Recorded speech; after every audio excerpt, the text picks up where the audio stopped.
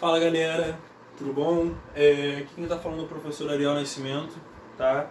Eu sou professor de Geografia do Força Máxima, obviamente, né? Vocês estão assistindo a sala pelo canal do Força Máxima, mas para quem não me conhece é um prazer, tá? Espero que vocês estejam bem, espero que vocês estejam se cuidando. Também estou morrendo de saudade para os que têm aula comigo do oitavo ano, para os que não têm, acontece, a gente talvez um dia possa ter, tá? No nono, na primeira série, mas é isso. Oitavo ano, olha só, a gente vai trabalhar hoje com o capítulo 7, tá? Ou o módulo 7, para quem está acostumado a falar módulo e não capítulo. E ele fala sobre Guerra Fria, tá? E aí a gente tem que entender por que vocês estudam Guerra Fria.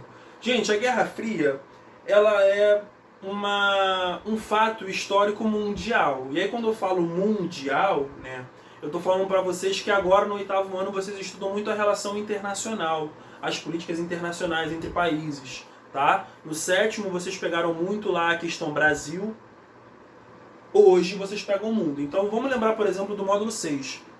O módulo 6, nós estudamos os fluxos migratórios. Só que no sétimo ano a gente estuda o quê? Os fluxos migratórios nacionais.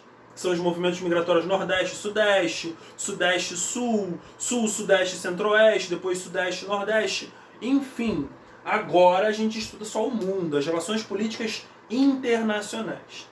E aí, a gente precisa estudar um pouquinho aqui sobre a Guerra Fria, porque a gente fala que a Guerra Fria é um fato histórico, é um período histórico que teve mais ou menos uma duração, se eu não me engano, de 40 anos aí.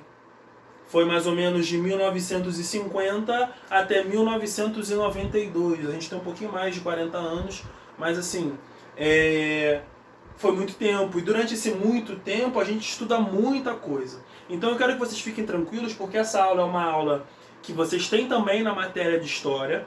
Tá? Ano que vem, no nono ano, vocês vão ter esse conteúdo, na primeira série vocês vão ter esse conteúdo, no terceiro ano do ensino médio vocês vão ter esse conteúdo, e esse conteúdo ele é muito importante, porque muitas transformações geográficas aconteceram e, obviamente, essas transformações geográficas vão o quê? Vão influenciar o nosso período atual. Então eu estou falando que no momento, muitos desenvolvimentos tecnológicos atuais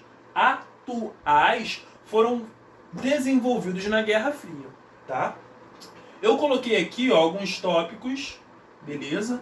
E esses tópicos talvez alguns vocês não consigam enxergar muito bem, porque né, olha o tamanho desse quadro. O quadro não é muito grande, então eu não consigo escrever muito bem. Mas eu vou falar tudo que está escrito aqui durante a aula, tá? Então para quem for copiar, fica tranquilo, preste atenção na hora que eu vou apontar o que eu estou falando, beleza? E vamos começar então. Bom, o primeiro tópico aqui eu coloquei para vocês escrito o seguinte: ordem mundial.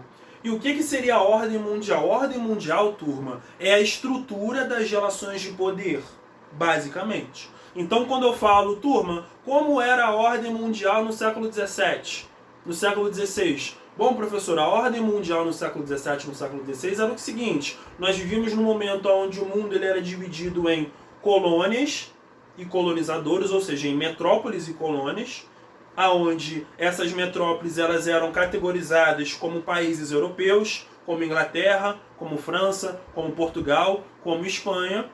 E os países que eram colonizados, eles faziam parte de qual continente? Continente africano, continente asiático e continente americano, principalmente a América Latina, né? América do Sul e América Central. Lembrando que a América do Norte também foi colonizada, mas de uma forma diferente, tá? Então, ordem mundial nada mais é que as estruturas de poder. Quando eu falo em ordem mundial na Guerra Fria, eu estou falando como estava a estrutura de poder nesse período. Só que para entendermos a estrutura de poder no período da Guerra Fria, nós precisamos pegar alguns antecessores, pegar o que estava acontecendo antes. Porque é isso, a história ela serve para pegar o passado, mostrar o desenvolvimento do presente, né? Então ela pega os erros do passado para a gente não cometer no presente. A gente pega os fatos históricos para entendermos o atual momento. Então vamos pegar os antecessores da Guerra Fria. Guerra Fria eu falei que é 1950, não é mesmo? 47. Antes da Guerra Fria nós tivemos a Segunda Guerra Mundial. E a ordem mundial na Segunda Guerra Mundial ela era dividida em Estados Unidos capitalista, Alemanha nazista e União Soviética. Aonde a Alemanha nazista ela estava o quê? Brigando para dominar todo o globo terrestre tanto a Europa Ocidental quanto a Europa Oriental e posteriormente a Ásia, aonde Estados Unidos estava ali ajudando, não é mesmo, a França, os países da Europa Ocidental a se livrarem da Alemanha nazista, enquanto a União Soviética, do outro lado, ela ajuda os países da Europa Ocidental e alguns países asiáticos a se livrarem do avanço nazista para a União Soviética. Tá? Então o Hitler ele entendia que para ele dominar o mundo, né, ele precisava acabar com militarmente falando com os Estados Unidos e com a União Soviética. Então esse era o ordenamento mundial na Segunda Guerra Mundial, o inimigo comum. Qual era o inimigo comum? O Adolf Hitler. Então a União Soviética estava contra o Adolf Hitler e os Estados Unidos estavam contra o Adolf Hitler. Então eu estou falando de capitalismo, de socialismo contra o Hitler e capitalismo contra o Hitler. Quando nós chegamos perto do fim da Segunda Guerra Mundial, nós entendemos que a União Soviética é o primeiro país a conseguir adentrar na Alemanha e depois os Estados Unidos, aonde ambos conseguem entrar em Berlim. Quem entra primeiro é a União Soviética. Quando ambos conseguem entrar em Berlim, ambos começam a ficar numa discussão política de quem foi que conseguiu acabar com o tal malvadão ali, Adolf Hitler. Quem foi que deu fim para a Segunda Guerra Mundial. Tanto é que Hollywood tenta retratar até hoje que foi o exército norte-americano que acabou com Adolf Hitler, que deu fim para a Segunda Guerra Mundial. Inclusive tem pessoas que acreditam nisso até hoje. Isso é fruto da indústria cinematográfica, da indústria dos cinemas de Hollywood, tá? Enquanto realmente isso é um fato mesmo. O Exército Vermelho ele consegue adentrar o quê?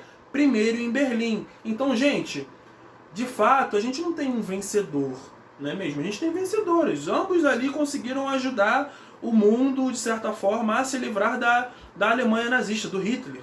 Só que quem foi que entrou primeiro na cidade, quem foi que conseguiu inicialmente derrotar muitos exércitos, até mesmo lá na Batalha de Stalingrado, lá na Rússia, foi o Exército Vermelho, o Exército da União Soviética.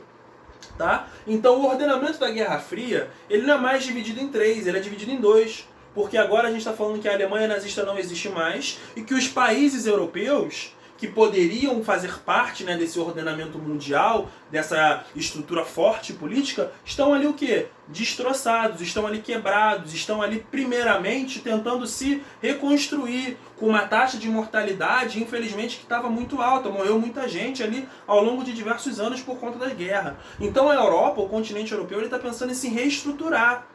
Então o ordenamento mundial na Guerra Fria é o quê? De um lado o capitalismo, na figura dos Estados Unidos, e de um outro lado quem? Socialismo, na figura da União Soviética. E aí isso vai gerar o que nós chamamos de mundo bipolar, aonde os Estados Unidos vai propagar que o sistema capitalista é o melhor sistema de desenvolvimento econômico, político e cultural, social. E o socialismo a mesma forma. Então a gente está falando de um mundo bipolar, de um mundo que não tem troca, aonde o capitalismo não vai negociar com o socialismo e vice-versa, aonde capitalista só negocia com capitalista e socialista só negocia com socialista. E aí a gente está começando a entender que esses dois grupos, né, esse país Estados Unidos e esse bloco econômico União Soviética, ele, quando derrota o Hitler, ele consegue libertar alguns países, não é mesmo? Geograficamente falando, só você pegar o globo. Os Estados Unidos conseguem libertar o lado ocidente da Europa, enquanto a União Soviética consegue libertar o lado oriente da Europa. E é sobre isso que a gente vai começar a discutir aqui na lógica da Guerra Fria, dessa divisão do mundo, dessa bipolaridade do mundo, tá? E vamos entender por que o nome é Guerra Fria? O nome ele é dado como Guerra Fria porque é uma guerra, como eu falei, indireta entre duas superpotências mundiais, onde essas superpotências mundiais não vão guerrear entre si. Então, Estados Unidos e a União Soviética não brigam entre si, mas por quê? Porque vocês sabem que tanto a União Soviética quanto os Estados Unidos têm um armamento conhecido como bomba atômica. E aí, para quem não lembra, no fim da Segunda Guerra Mundial, Hiroshima e Nagasaki, duas ilhas japonesas, foram o quê? sofreram atentados em relação a bombas que foram lançadas. Os Estados Unidos lançou 2 bombas, uma em Hiroshima e outra em Nagasaki. Lembrando que o Japão ele era aliado à Alemanha nazista. Quando os Estados Unidos ele joga essa bomba em Hiroshima e Nagasaki, muitas pessoas afirmam que ele não tinha necessidade, porque nós estávamos no fim da guerra. Hiroshima e Nagasaki, obviamente, eram 2 pontos estratégicos do Japão. Mas não havia aquela necessidade. Então por que os Estados Unidos joga logo uma bomba ali no Japão? Por que ele não jogou na Alemanha? Bem, gente, o Japão está onde? Na Ásia. Se você olhar aí no mapa, o Japão está muito perto. Obviamente não tão bem mais perto em comparação aos Estados Unidos, tá? Ele está muito perto do que nós chamamos do bloco econômico ali da União Soviética. Então vamos pensar na União Soviética ali como, por exemplo, um país conhecido como Rússia. O Japão estava muito próximo da Rússia. Então os Estados Unidos, quando ele lança essa bomba em Hiroshima e Nagasaki, ele está mostrando para os soviéticos que ele tem um armamento bélico bom pra caramba e que esse armamento bélico ele vai em longas distâncias. Então é tipo assim, ó, fica ligado. Fica ligado que a parada é de verdade. Tá? Então, na Guerra Fria, ela é uma disputa indireta, ela é uma guerra indireta, né, entre Estados Unidos e União Soviética, porque ambos se respeitavam. E se respeitavam porque os dois tinham a tal famosa bomba atômica. Entendendo que com o fim da Segunda Guerra Mundial, quem tinha bomba atômica tá tranquilo. Quem não tem não pode criar mais. Tá? Que é a não proliferação de armas atômicas, entendendo que o que aconteceu em Hiroshima e Nagasaki, depois pesquisem na internet detalhadamente, vocês têm esse acesso, vejam vídeos, foi uma parada sinistra. Existem diversos filmes que retratam como Hiroshima e Nagasaki ficou posteriormente o atentado dessas bombas atômicas, tá? E aí, turma, quando a gente fala de ordenamento mundial, a gente está falando muito dessa relação de poder. Então lembrem que Guerra Fria é um momento onde o mundo está dividido bipolarmente falando, onde tem pessoas que acreditam no capitalismo e pessoas que acreditam no socialismo, e esses grupos políticos estão ali, ó, lidando como eles podem desenvolver o mundo através dessa lógica econômica, desta lógica social, tá? O segundo tópico aqui, turma, eu coloco o Plano Marshall e Comecon. Por quê? Guerra Fria é uma briga entre 2 irmãos. Então você vai ver que os Estados Unidos faziam uma coisa, a União Soviética fazia outra coisa. Os Estados Unidos faziam uma coisa, a União Soviética ia lá e fazia para melhorar. A União Soviética fazia umas coisas, os Estados Unidos ia lá para melhorar. Por quê? A gente está falando de uma disputa econômica, cultural, bélica. Então se os Estados Unidos, por exemplo, desenvolvem uma tecnologia forte, a União Soviética ela vai também tentar desenvolver uma tecnologia tão similar, porque ambos estão ali tentando mostrar para o mundo o quê? Qual modelo econômico é o mais viável para o desenvolvimento. Então o Plano Marshall, turma, como característica para influenciar os países para atenderem para o capitalismo, foi ajuda econômica financeira, ajuda econômica financeira é plenária, né? Foi ajuda econômica dos Estados Unidos para a Europa. Tá? E a Comecon foi a ajuda financeira da União Soviética para os países que nós chamamos de países satélites, que são os países que são ali dominados pela União Soviética. Eram países que eram dominados pelo Hitler, a União Soviética expulsou o exército nazista dali, logo a União Soviética, naquele território destroçado, ela fica ali como papel de mãe, de pai, para ajudar, entende? E os Estados Unidos a mesma lógica. Só que, tanto a Comecon quanto o Plano Marshall, eles são pensados para ajudar, beleza, os seus países satélites, mas lembram que nós temos um país que ele está dividido em 2, porque ambos os exércitos conseguiram entrar ali. Qual país? A Alemanha. A Alemanha. Principalmente ali na sua capital, Berlim. Berlim é dividida. O marco da Guerra Fria, é o Muro de Berlim. A gente não fala que a Guerra Fria começa com a construção do Muro de Berlim. Mas a construção do Muro de Berlim tem um significado muito grande, porque nós estamos falando agora de uma capital que está dividida, de uma cidade que está dividida, através de divergências políticas, econômicas. Então vamos imaginar aqui no Rio de Janeiro como pudesse ter sido, né? O Muro do Rio de Janeiro. Tu foi pra casa da tua avó. Foi lá pra tua avó, foi pro churrasco, comeu, bebeu, oba, beleza. Aí tu dormiu na tua avó, porque ficou tarde pra tu voltar pra casa. Não tinha trem, não tinha ônibus, não tinha metrô, não tinha nada. Aí tu dormiu na tua avó. No dia seguinte, quando você tenta voltar pra sua casa, você não pode, você não consegue. Porque tem um muro que cerceia os movimentos de inda e vinda entre as pessoas desses dois lados. Esse é o marco do socialismo, é o marco de divisão. Perdão, marco do socialismo não. Esse é o marco da Guerra Fria. É o marco onde capitalistas e socialistas não dialogam. Conseguem entender isso? Então esses dois planos econômicos aqui, eles também foram pensados para mostrar o seguinte: bom, se a Alemanha está dividida em dois, nós temos a Alemanha Oriental do lado socialista e a Alemanha Ocidental do lado capitalista. A gente precisa mostrar na prática, visivelmente, materialmente, que os nossos conceitos, que os nossos modelos dão certo. Então, o Plano Marshall ele vai ajudar ali a financiar o desenvolvimento econômico da Alemanha Ocidental. E o plano Comecon não. E a Comecon ela vai ajudar a desenvolver economicamente ali também o quê? A Alemanha Oriental. Beleza? Turma, dentro desses dois planos econômicos aqui, ó, Plano Marshall e a Comecon, vocês podem colocar aí que são ajudas financeiras para os seus países satélites. Satélites da União Soviética, mas a gente pode falar que os Estados Unidos também tinham países que ele influenciava ali de certa forma. Então isso aqui é ajuda financeira. Nós temos o Plano Colombo também. O Plano Colombo ele é similar ao Plano Marshall. O Plano Colombo é ajuda econômica para o Japão. Sim, Estados Unidos vai lá, joga bomba no Japão, destrói uma parte inteira do Japão.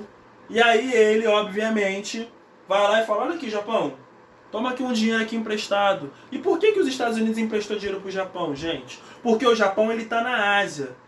Para quem não lembra, vocês estão aprendendo ainda, na verdade, né? Para quem não lembra. Mas a Ásia é um território onde a União Soviética ela está ali fervorosa. Assim como a América Latina, ou o continente americano, ele está ali fervoroso sobre o quê? Sobre os Estados Unidos, é o que nós chamamos de espaço vital, que é o espaço que cada grupo entende que precisa ser dominado para o seu desenvolvimento.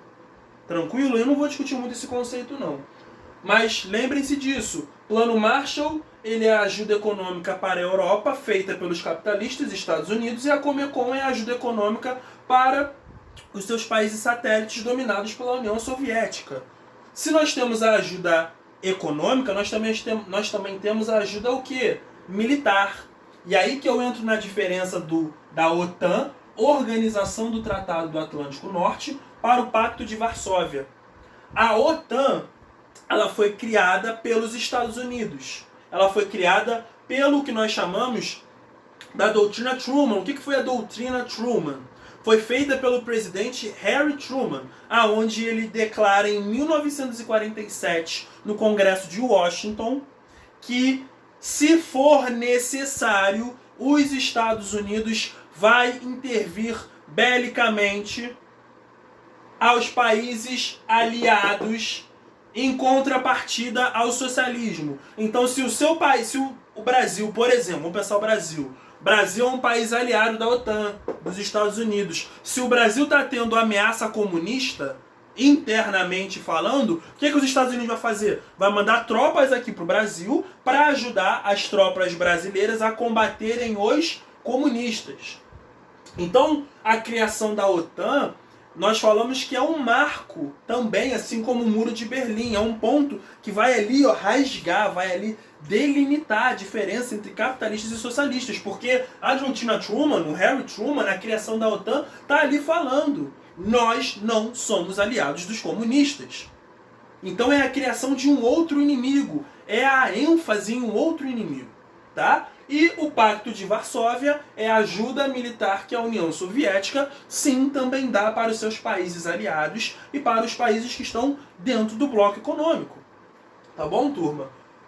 Posteriormente, a ajuda econômica e a ajuda militar, lembrando que Guerra Fria é essa disputa indireta. Então, a ajuda econômica é para mostrar para aqueles países que estão recebendo dinheiro qual modelo é o melhor. E a ajuda militar da mesma forma, para você impedir o avanço, de certa forma. Beleza? Nós falamos aqui das corridas espaciais e armamentistas. Então, aqui, ó, corrida espacial e corrida armamentista, quando nós falamos o termo corrida, é o quê? Uma corrida é uma disputa. São pessoas que estão ali correndo para ver quem chega em primeiro. Na teoria, o primeiro que chega é o mais rápido, é o mais desenvolvido, é o mais fodão da parada, é o melhor de todos. Então, a corrida armamentista é uma característica onde tanto os Estados Unidos quanto a União Soviética está ali com a ciência, pensando como ele pode desenvolver um armamento bélico muito forte.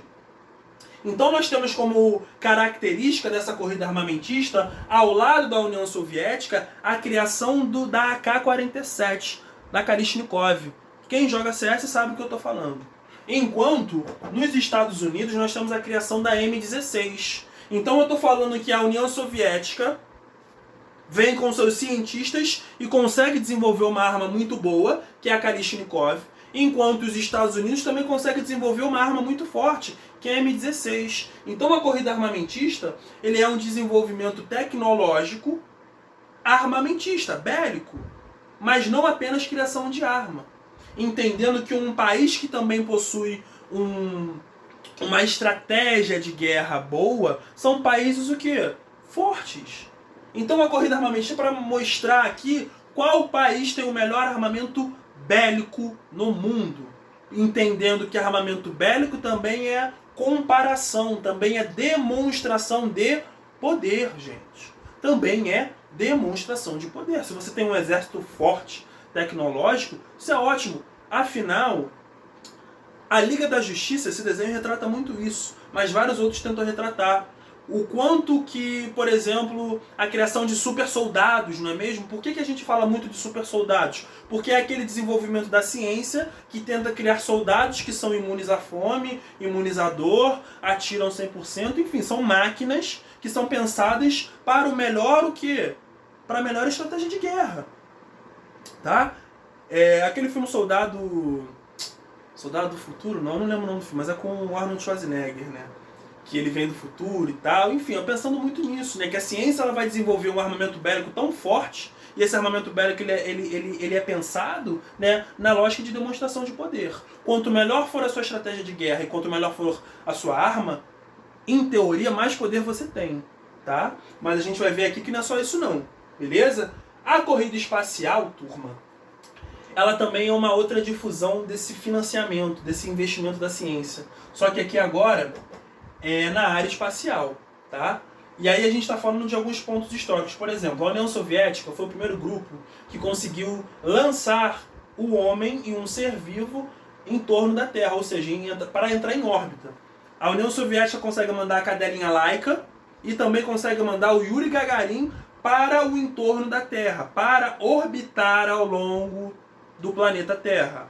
Mas os Estados Unidos conseguem criar o que vocês chamam de NASA, o que nós chamamos de NASA, beleza? E aí com a criação da NASA, que é um sistema espacial de altíssima tecnologia, a NASA ela tem um sistema de como eu posso dizer, de investigação não, mas de monitoramento muito grande sobre muitas coisas, tá? E aí os Estados Unidos na corrida espacial criar a NASA e consegue lançar o Neil Armstrong para a Lua.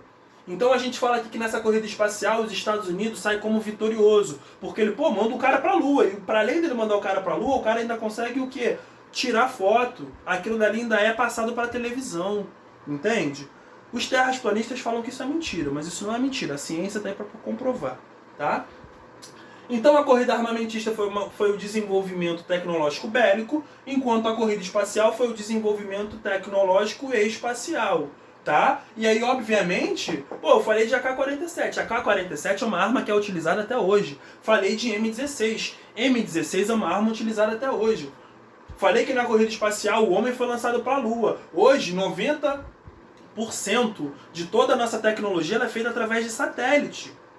Entende? E esses satélites só foram pensados posteriormente do homem conseguir entrar em órbita no espaço sideral.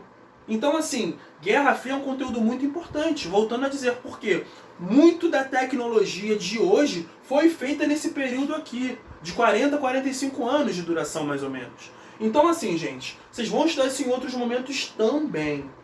Beleza? Olha só, eu coloquei aqui nesse tópico América Latina, África e Ásia, e no tópico abaixo, Conferência de Bandung. A gente vai entrelaçar aqui. Por quê? Quando eu coloco aqui esses continentes, eu estou querendo discutir com vocês como estavam as relações dentro desses devidos continentes nesse período. Tá? Começando aqui pela América Latina, vocês vão estudar que no período da Guerra Fria, a América Latina ela passava por o que nós chamamos de governos ditatoriais. Então a gente está falando das ditaduras militares que aconteceu no Brasil, que aconteceu no Chile, que aconteceu no Equador, que aconteceu na Bolívia, que aconteceu em vários outros países da América Latina e da América do Sul. Lembrando que a América Latina é a América Central e a América do Sul. Tá? E esses governos ditatoriais, eles foram governos que foram apoiados pelos Estados Unidos. Por quê? Porque esses governos ditatoriais, eles eram o quê? Contra o comunismo. Eles se posicionaram contra os socialistas, contra os comunistas. Então, obviamente, os Estados Unidos, ele vai ajudar politicamente e financeiramente esses grupos que se declaram contra os socialistas, contra os comunistas. Tranquilo, turma? E aí, obviamente, também a gente entende que os grupos militares, eles vão, o quê? Se desenvolver dentro da lógica capitalista. Então, quando nós falamos de América Latina na Guerra Fria, lembrem-se disso. As ditaduras na América Latina aconteceram no período da Guerra Fria e essas ditaduras foram apoiadas e financiadas pelos Estados Unidos. Um outro ponto importante sobre a América Latina durante a Guerra Fria é a Revolução Cubana, que é uma revolução que vocês vão estudar bastante também. Bem, para quem não sabe, a Revolução Cubana foi o momento em que Cuba, através da figura do Fidel Castro, beleza? Do Fidel Castro e do Che Guevara, tá? Conseguem fazer com que Cuba se autoproclame uma república popular socialista. Então é o momento que Cuba se declara socialista. Então a gente está falando de um país da América Latina, do espaço em que, na teoria, os Estados Unidos domina, tem influência, se transforma socialista. Então, a Revolução Cubana ela é muito importante porque é o momento onde os Estados Unidos ele começa a perceber que o buraco é mais embaixo. Que o socialismo ele não está lá na Ásia, não. Ele não está lá só apenas na União Soviética. Ele está aqui na América também. E que essa sua dominação que os Estados Unidos têm sobre os seus países, ela não é hegemônica. Os movimentos de resistência, sim, conseguem se declarar contra o avanço do capitalismo, contra o avanço do imperialismo norte-americano. Dentro também dessa Revolução Cubana, posteriormente, nós temos um fato histórico que nós chamamos de crise dos mísseis. O que foi a crise dos mísseis? A crise dos mísseis, quando a gente fala em crise, é um problema, não é mesmo? Vamos pensar o seguinte, quando Cuba se declara socialista, ela também se transforma arquirrival dos Estados Unidos. Tanto é que o embargo econômico, que vocês já ouviram falar em algum momento, ele é feito nesse momento da Guerra Fria. O que é o embargo econômico? Os Estados Unidos ele proíbe que os países do bloco capitalista façam acordos econômicos com Cuba. E ele, inclusive, para de fazer acordos econômicos com Cuba. Beleza? Mas voltando a falar da crise dos mísseis, é um momento onde a aproximação entre a União Soviética e Cuba está muito forte, não é mesmo? Tendo em vista que a União Soviética ajudou a Revolução Cubana a acontecer, Cuba vai lá e coloca mísseis apontados para os Estados Unidos. Os Estados Unidos, com o desenvolvimento da NASA, conseguem descobrir isso. Sabe o que eles fazem? Colocam lá na Turquia, que era um país satélite dos Estados Unidos, não um país aliado aos Estados Unidos, e na Turquia eles colocam lá mísseis apontados para a União Soviética, entendendo que a Turquia, geograficamente, está próxima da União Soviética. Próxima, por exemplo, da Rússia, que era o país central ali, né, centralizador do poder da União Soviética. Enquanto Cuba, geograficamente falando, está próxima aos Estados Unidos. Inclusive, tem relatos de que tem como você ir nadando de Cuba para a Flórida. Não é em 10 minutos, mas assim, tem como, não é mesmo? Tanto é que muitos refugiados cubanos vão para a Flórida através de barco, tá? Então, a crise dos mísseis foi o momento em que Estados Unidos descobre isso, consegue discutir, entrar num acordo político com a União Soviética e ambos eles o quê? Desativam esses mísseis. A gente está falando de um momento de uma tensão global muito grande. Essa crise dos mísseis, ela foi um momento de tensão que muitas pessoas acharam que a Terceira Guerra Mundial ia acontecer ali. Porque era só Estados Unidos ou União Soviética apertar o botão de lançamento dos mísseis que pronto, ó. Terceira Guerra Mundial já estava ali afirmada, os problemas que já estavam acontecendo iam piorar e foi um momento de muita tensão. Então, quando nós falamos de América Latina na Guerra Fria, lembre, nós estamos falando dos governos ditatoriais militares que foram apoiados pelos Estados Unidos e estou falando também da Revolução Cubana, que é uma revolução socialista dentro de um país da América Latina, tá? E temos a questão da crise dos mísseis também. Quando eu falo agora de África, a gente fala conjuntamente com a Ásia, né? Porque na Guerra Fria a gente fala de descolonização afro-asiática. Bebeu uma água aqui, gente, só um minutinho.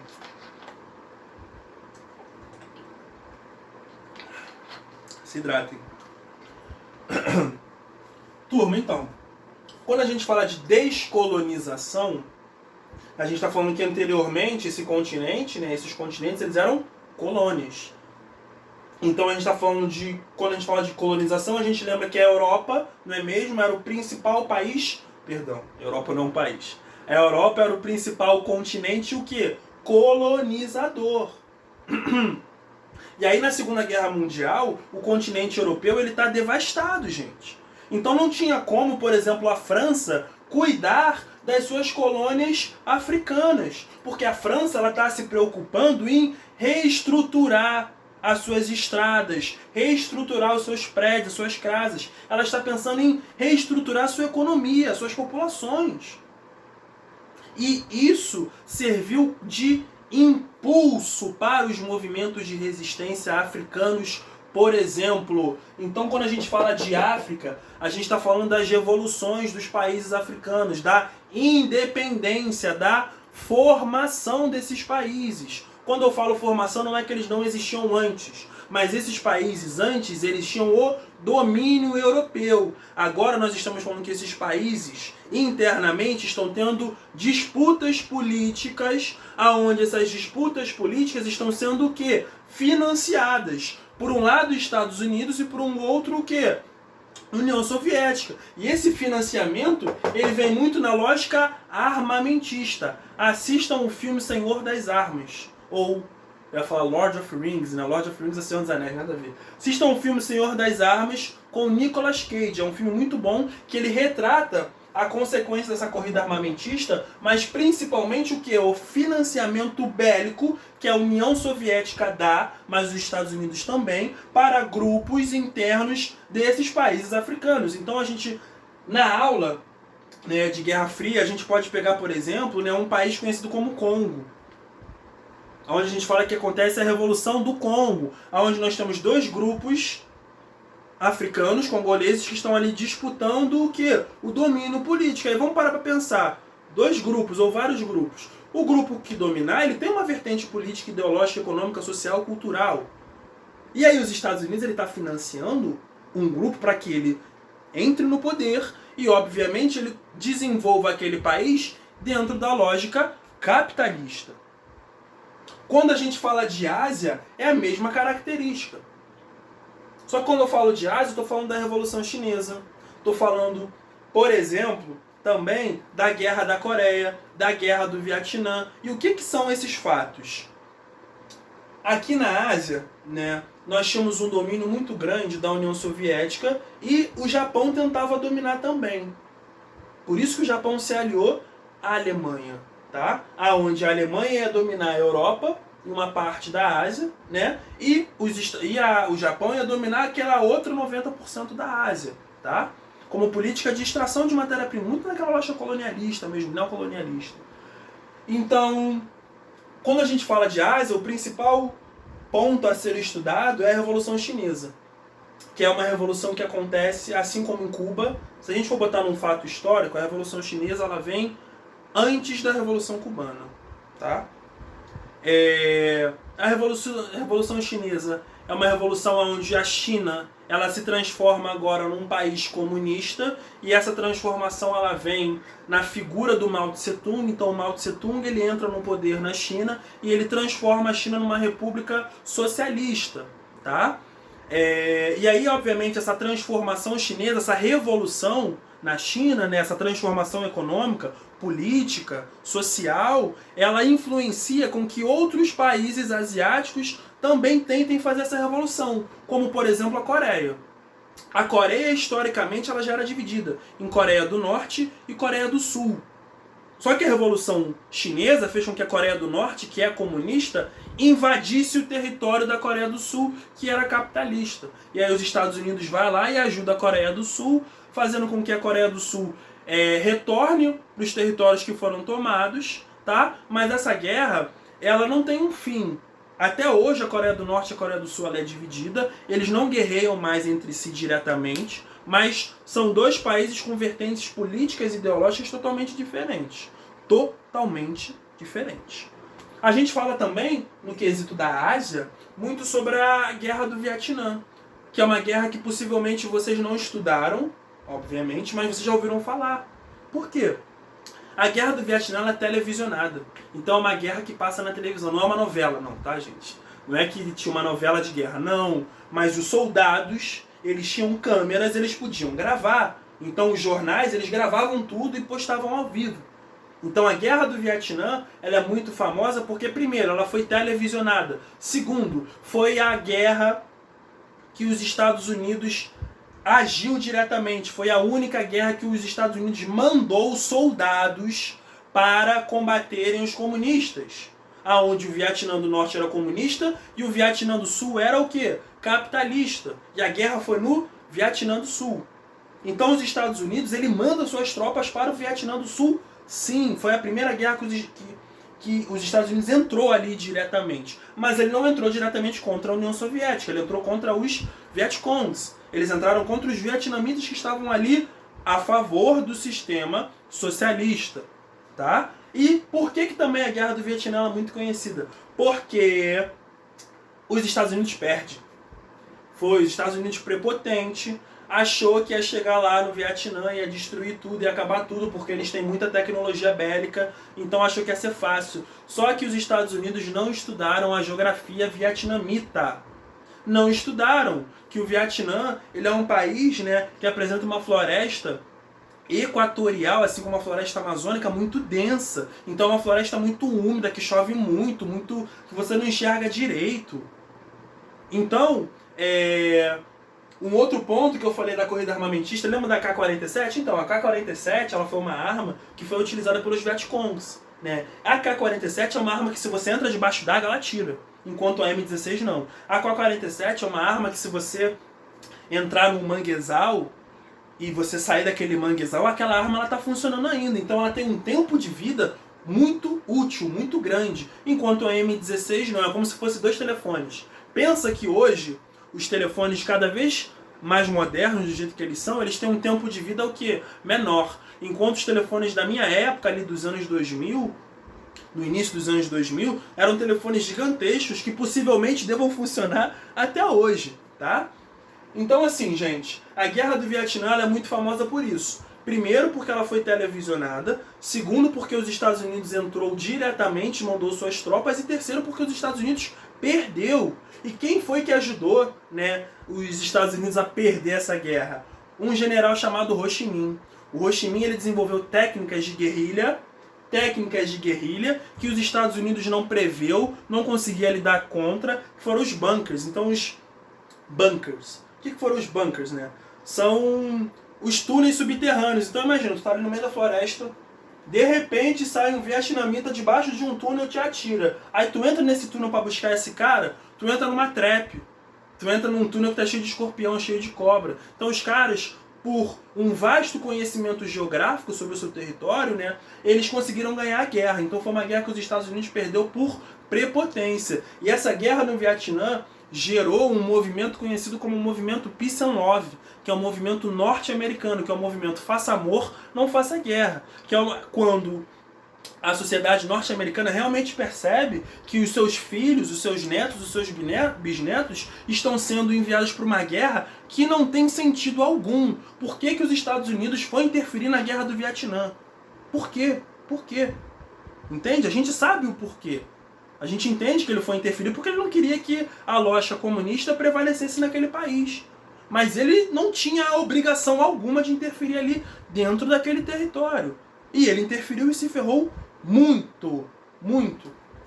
Nesse último tópico aqui eu tô falando da conferência de Bandung, ó, Bandung. Isso aqui é um U. A conferência de Bandung, ela acontece na Indonésia, né?